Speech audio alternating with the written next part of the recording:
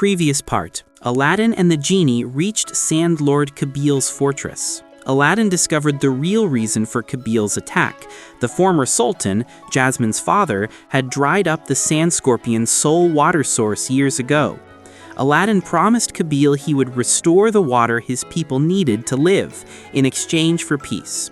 Kabil accepted the agreement, threatening to destroy Agrabah if Aladdin failed.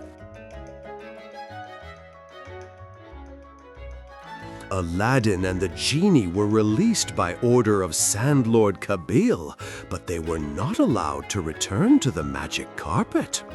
Kabil looked at Aladdin with a mixture of disbelief and curiosity. "Tell me where the old sultan did this cursed deed," Kabil demanded, his voice still threatening. Aladdin, with the genie's help, examined old maps and the legends of the sand scorpions. The genie discovered a vital piece of information. "Master, the old sultan didn't just divert the water. He sealed the source in an ancient underground chamber beneath Agrabah called the Temple of Light. This seal was made not only with magic, but also with the pure will of the sealer." This meant Aladdin had a complex problem to solve without using magic. The Temple of Light was the deepest and most forgotten point of Agrabah, just like the tunnels leading to Kabil's heart. Aladdin and the genie, guided by Sahim, one of Kabil's most experienced scouts, set off towards Agrabah.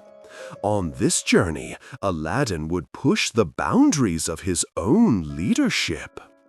The journey and the test of trust. The return journey to Agrabah was spent with Kabil's scout, Sahim. Sahim was extremely skeptical and hostile towards Aladdin and the genie. "I don't believe your words, Agrabahian," hissed. "Your kingdom caused my people to die of drought. If you fail, Kabil will punish your innocent people, not you." Aladdin was patient with Sahim's hostility. "You are right, Sahim. I am here to correct the wrong Agrabah committed.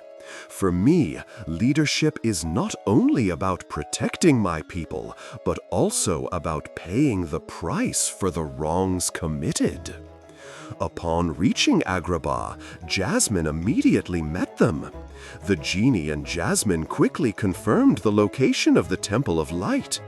The temple was beneath an old water reservoir, just below the palace. The Temple of Light and the Power of Will. Aladdin, the genie, Jasmine, and Sahim gathered to descend into the underground catacombs. The path to the Temple of Light was narrow and dark. When they finally reached it, they encountered a massive round stone door. The ancient sultan's magical seal glowed on the door. The genie examined the seal. The seal is more than a magical barrier. It is powered by the sealer's will. The stronger the will the old sultan had to protect Agrabah, the stronger the seal. Jasmine watched her father's decision in horror. "I can't believe my father did something so selfish." Aladdin supported Jasmine. "Your father did what he thought necessary to protect his kingdom, Jasmine. But this was the wrong form of protection. The only way to break the seal is to counterseal it with the exact opposite of the will that created it." Aladdin approached the door under the astonished gaze of the genie and Jasmine.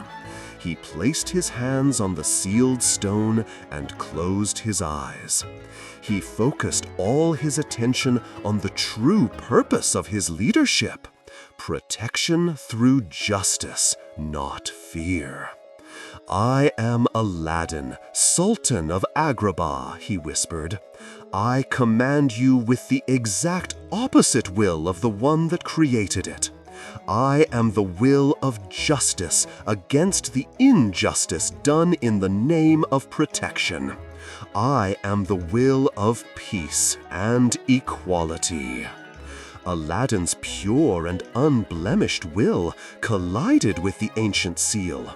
The seal glowed with purple light, then cracked and finally burst with a loud noise.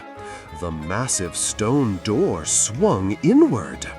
Sahim stood in awe. Without magic? Just with words? Inside the temple, the sealed water source glowed. The spigot was bound with rusty chains. Aladdin removed the last obstacle and broke the chains. The sound of gushing water echoed in the underground chambers. The water began to flow into the ancient water canal, leading to the sand scorpion's lands. Aladdin looked up and turned to Sahim. "Go to Kabil, Sahim, and tell him that the Sultan of Agrabah kept his word. It is time to sign the peace treaty." Sahim was no longer skeptical, but grateful. He and Aladdin finally looked at each other with respect.